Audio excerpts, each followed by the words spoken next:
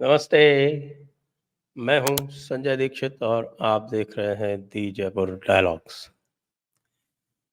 टुकड़े-टुकड़े India की नई रणनीति जो है वो बिल्कुल स्पष्ट होती जा रही है और वो रणनीति क्या है?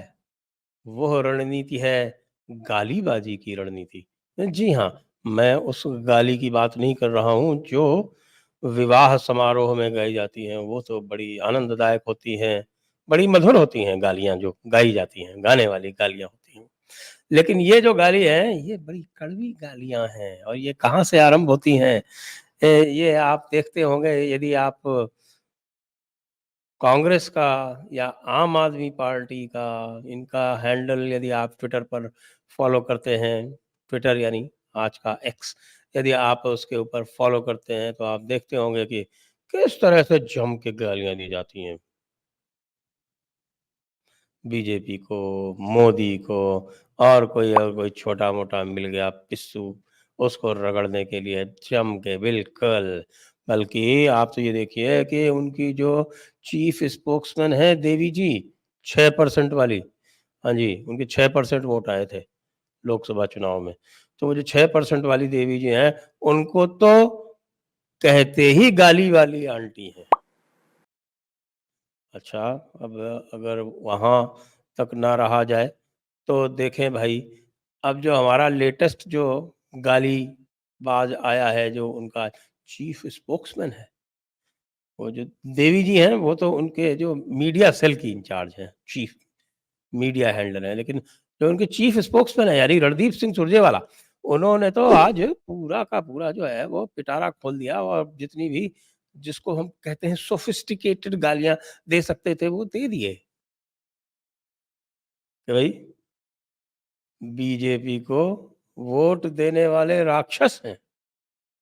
यार अब ये नहीं समझ में आ रहा रणदीप जी, आप पहले क्रिस्टल क्लियर कर लो कि यदि वोट देने वाले राक्षस हैं, तो फिर बीजेपी क्या है?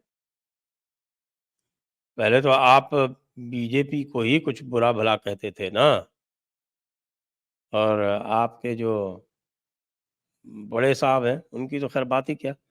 फिर साथ में ये कह दिया कि मैं इनको श्राप देता हूँ। अरे भैया रणदीप भाई, आपकी श्राप देने की औकात नहीं है क्योंकि जो श्राप का जो का कॉन्सेप्ट है, जो अवधारणा है श्राप की, तो श्राप जो है उसके लिए बहुत संचित तप होता है, तब किसी को श्राप देने की एक काबिलियत आती है, वो अधिकार आता है और वह क्षमता आती है। तो न तो आपके पास अधिकार है, न क्षमता है क्योंकि आपने कोई तप तो किया नहीं, आपने तो सिर्फ़ एन्जॉयमेंट किया है। तप आपने जब करने का प्रयास किया, तो उसका परिणाम आपको जो है वो ऋणात्मक मिला, नेगेटिव मिला। ये कि 2 चुनाव आप लड़े, दोनों हार गए। 2014, 2019 आप कोई भी चुनाव लड़ते हैं, आप हार जाते हैं। तो आपको आपका जो तप है उसका तो परिणाम मिला नहीं।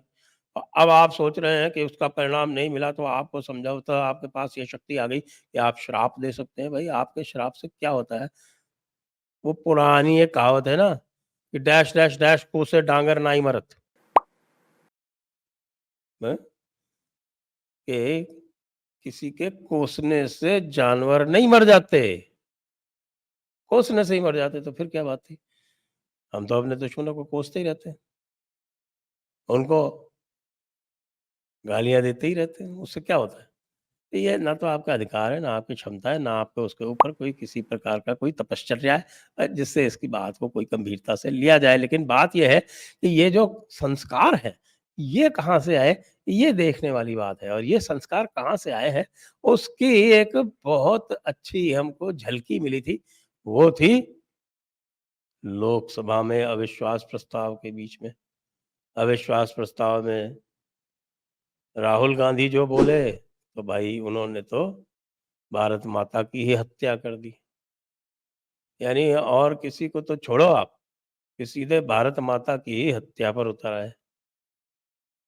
और कहीं कुछ होता है तो कहीं कह देते हैं कि साहब की देश की हत्या हो गई, कभी कुछ कह देते हैं कि साहब मानव मूल्यों की हत्या हो गई, तो हर चीज़ में तो उनको हत्या दिखाई पड़ती है। स्वयं उन्होंने किसकी-किसकी हत्या की, इसकी कोई बात ही नहीं करता। फिर उसके बाद जिस प्रकार के अंदाज़ में वो बोले कि हमने मेरी माँ को मारा है। अरे भई!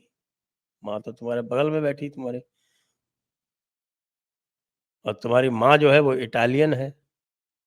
तो भारत माता तुम्हारी माता कैसे हो गई, ये भी तुमको बताना पड़ेगा पहले तो पहले। फिर हमारे भाई वो अधीर रंजन जी खड़े हुए, तो उन्होंने भी अपशब्दों की बौछार कर दी। इतने अपशब्द कर दिए कि भाई उनको तो उठा के सस्पेंड करना पड़ गया। और देखें तो उधर जो है वो जो दूसरी जो खिलाड़ी हैं बड़े टुकड़े-टुकड़े इंडिया वाले, इंडिया विद डॉट्स वाले, यानी कि हमारे आम आदमी पार्टी वाले स्वनामधन्य, वो तो सदैव जो है वो पता नहीं क्या-क्या कहते रहते हैं, कभी कोई नीच कह देते हैं, कभी कुछ वो भी जो है वो श्राप देते रहते हैं कि तुमको जो है वो इसका दंड भुगतना पड़ेगा और पता नहीं क्या-क्या करना पड़ेगा। एक पुस्तक लिखी थी सीताराम गोयल जी ने, the decline of India's political parlance. तो वो जो decline of India's political parlance जो उन्होंने लिखा था, संभवतः 80s की पुस्तक लिखी हुई है वो। तो वो अब 40 साल बीतते-बीतते पूरा उसमें उफ़ान आ गया है, और अब जो एक भाषा की मर्यादा छोड़िए, जो एक भाषा में एक प्रवाह होता था, भाषा में एक पैनापन होता था, भाषा में एक चुटीलापन होता था, भाषा में एक थोड़ा-सा प्रहसन भी होता था। भाषा से आप पूरी तरह से अपनी जो भी आपके जो दर्शक होते थे, जो आपकी जो ऑडियंस होती थी, उसको मंत्रमुग्ध करने की क्षमता होती थी। बहुत सारों को मैंने देखा है। देखिए, बचपन में मुझे पहली बार जो मैंने पॉलिटिकल रैली सुनी थी, सबसे पहले वो तब मैं 15 वर्ष का था, और 17 वर्ष का था, हाँ। ये बात है 1977 की। तो 1977 में चुनाव हुए थे, आपको ध्यान है कौन से? इमरजेंसी के तुरंत बाद वाले। तो उसमें मैंने कई वक्ताओं को जिनको सुना, वो मंत्रमुग्ध कर लेते थे। अटल जी की तो बात ही क्या है। अटल जी जैसी वाक्पटुता और जो क्षमता, जो मतलब वहाँ पे जो हम लोग सुनते थे, आधे समय तो वो हँसाते ही रहते थे। ऐसी-ऐसी चुटकियाँ लेते थे, ऐसी-ऐसी, और सारी की सारी शालीनता वाली चुटकी। हेमवती नंदन बहुगुणा, जी। हेमवती नंदन बहुगुणा जो कांग्रेस के ही थे, लेकिन कांग्रेस ने इनको निकाल बाहर किया। वो भी अत्यंत प्रखर कुशल वक्ता थे। उनके जाने के बाद में, उनके कांग्रेस छोड़ देने के बाद में, इन लोगों के बाद में फिर इनके कांग्रेस के पास कोई अच्छे वक्ता रहे नहीं। दूसरी बात ये भी थी कि इनके जो भी प्रधानमंत्री राजीव गांधी, सोनिया गांधी जितने भी हुआ करते थे, वो किसी भी प्रखर वक्ता को आगे बढ़ने भी नहीं देते थे। उनको पता नहीं क्या किस प्रकार की इनसिक्योरिटी थी। उनको लगता था कि कोई अच्छा वक्ता आ जाएगा यदि कांग्रेस में, तब से कांग्रेस में ये गालीबाजी की जो प्रथा है ना, ये धीरे-धीरे, धीरे-धीरे बढ़ती चली गई। और आज ये स्थिति है कि आप ज़रा सुन लें इनके कौन-कौन से वक्ता हैं और क्या-क्या, किस-किस तरह से बोलते हैं। कमलनाथ क्या बोलते हैं, दिग्विजय सिंह क्या बोलते हैं, चंट-माल बोलते हैं कभी, और कभी कुछ भी बोलते हैं भाई। और जो जिसको बोलते हैं ना चवन्नी टाइप जोक्स, वो उसको सुनना हो तो आप सुन लीजिए कमलनाथ को, दिग्विजय सिंह को, हमारे स्वनामधन्य अशोक जी जो हैं राजस्थान वाले, वो क्या बोलते हैं कोई नहीं जानता। तो एक वक्ता सचिन पायलट थोड़ा-सा वक्ता ठीक लगे मुझको, लेकिन सचिन पायलट को तो साइडलाइन कर दिया गया। ज्योतिरादित्य सिंधिया भी अच्छे वक्ता थे, उनको भी साइडलाइन कर दिया गया। कोई भी अच्छा वक्ता हुआ, उसको साइडलाइन कर दिया जाता था कांग्रेस में। और जो ये गालियों में देके और चाटुकारिता करके अपने राहुल जी के तलवे चाट के जो कुछ भी आगे बढ़ते हैं, वो बहुत प्रगति करते हैं। तो अब गालियों के संस्कार से आपका स्वागत किया जाएगा।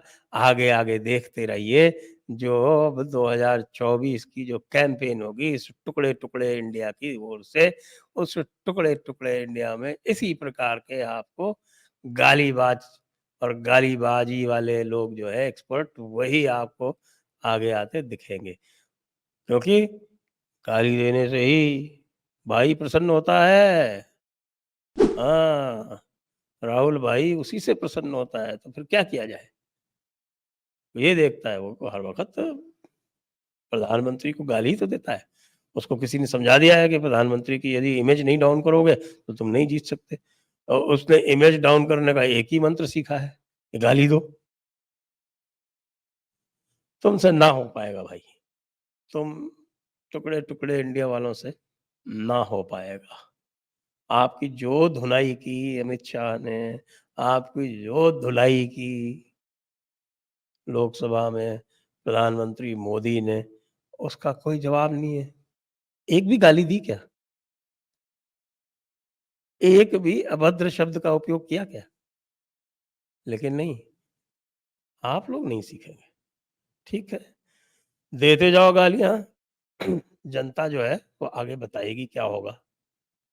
जय हिंद, जय भारत, वंदे मातरम।